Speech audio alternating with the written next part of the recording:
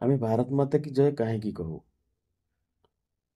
ସଂଘ ଆଧାରିତ ସମସ୍ତ ସଂଗଠନ ଭାରତ ମାତା କି ଜୟର ନାରା ଦେଇ କାର୍ଯ୍ୟକର୍ତ୍ତାଙ୍କୁ ପ୍ରେରଣା ଦିଅନ୍ତି। ଏହାର ଗୋଟେ ମୂଳ କାରଣ ଅଛି। ସେ କାରଣ ହେଉଛି ଭାରତୀୟ ବିଚାର ଏବଂ ହିନ୍ଦୁ ବିଚାର। ଭାରତୀୟ ବିଚାର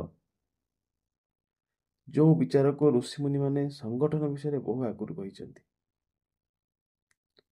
ଆମର ପରମ୍ପରା ଏହା ଯେ ଆମେ ସବୁବେଳେ ରାଷ୍ଟ୍ର, ରାଷ୍ଟ୍ରବାଦ ଏବଂ ରାଷ୍ଟ୍ରୀୟତା ଏହି ତିନୋଟି ସୂତ୍ର ଧରି ଏହି ତ୍ରିସୂତ୍ରୀ ଆଧାରରେ ଆମ୍ଭେମାନେ ସବୁବେଳେ ସଂଗଠନ କରିଆସୁଛୁ।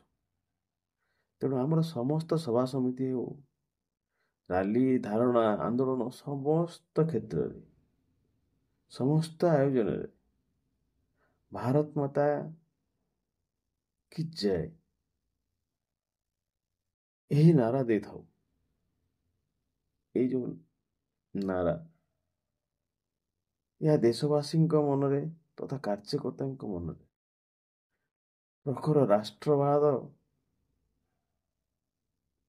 ଯେଉଁ ମନ ଭିତରେ ଅଛି ତାକୁ ସେଇ ଯେଉଁ ପ୍ରେରଣା ଜାଗ୍ରତ କରେ, ତାହା କାର୍ଯ୍ୟ କରିବାରେ ଏବଂ କାର୍ଯ୍ୟକୁ ସମ୍ପାଦନ କରିବାରେ ବହୁ ସହାୟକ ହୁଏ। ତେଣୁ ଭାରତ ମାତା କି ଜୟ କହିବାର ଗୋଟେ ଗୂଢ଼ ରହସ୍ୟ,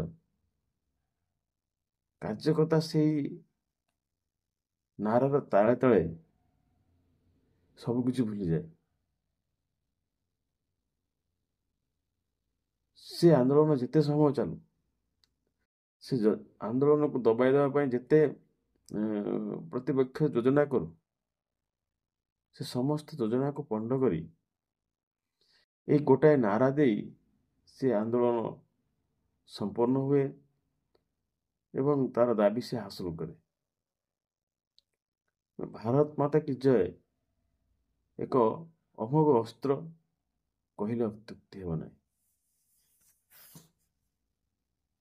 ଭାରତ ମାତା କି ଜୟ।